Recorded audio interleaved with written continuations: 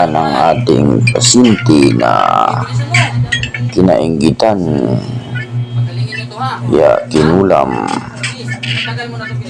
ng sobrang mahabang panahon at pati ang asawa niya ay kinulam, mga kapatid, mga ka-spiritual material.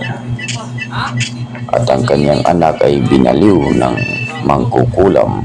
Dalawang mangkukulam ang nagpatulong-tulong sa kanila. Kaya kawawa mga bromasis, kailangan magdasal kayo at manalig kayo sa Diyos. Huwag puro trabaho. At kung mayroon man kayong mga kasuotan na isuot niyo palagi, mga kasuotan pang spiritual. Yan lang mapapayo ko sa inyo mga bromasis para hindi kayo ma-api ng mga masamang tao, nagtatangan ng mga masamang mahiga. At siya nga pala, pa-shout out ni Commander Leon, ang taong supot kung sa waray pa buwaon, waray pa katuli. Kaya huwag kayong maniwala ni Commander Leon ay isa siyang sinungaling na tao. Hindi lumalaban, puro yabang lang.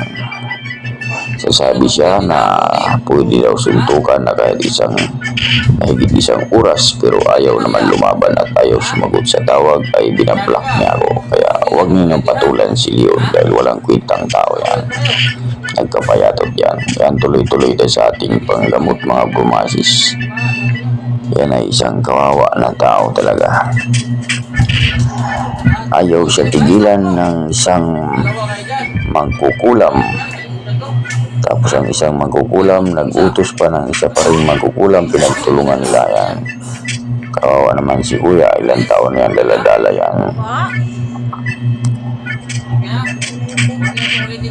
Nagdusa dahil sa mga masama, dahil lang sa inggit, kaya kinulam siya at papatayin siya. At ang kanyang asawa naman, ang kinukulam, at ang kanyang anak ay binabaliw ng magkukulam. Kaya panay mura ang kanyang anak.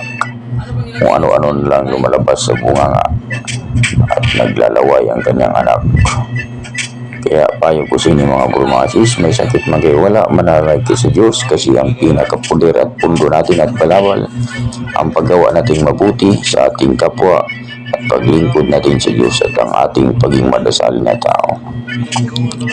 Ang pagdadasal ay walang bayad, kundi ito ay may sukli pa na gantimpala sa ating Diyos na amang makapangyarihan sa lahat at sa kanyang anak na si Panginoong Jesucristo.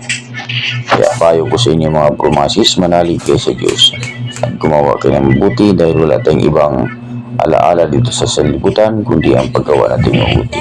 Mas maganda yung mamatay tayo sa katandaan o alis man tayo sa mundong ito, ay maganda ang ating hangarin at maganda ang ating alaala na ating iniiwan sa ating mga kapwang Pilipino sa bansang Pilipinas. Yan lang mapapayo ko sa inyo mga bromasis, at huwag na huwag ninyong kakalimutan ang pagiging mabuti sa harap ng Diyos at sa paningin ng Diyos at sa ating kapwa. Yan ang lagi niyong tatandaan mga bromasis. Sana maunawaan ninyo ang aking mga sinasabi. Yan lang, at kung mayroon mong mga tao na mga siraulo, huwag ninyong patulan dahil pagkasahan niyo yan, hindi naman yan nagpubunga ng maganda at hindi rin yan lalaban ng mga tao na hanggang sa Facebook lang ang yapang. Antayin na lang natin na sila ay pupunta sa ating bahay. Yan lang talaga ang totoo mga bromasis. At mag-ingat kayo palagi. Good bless sa inyong lahat.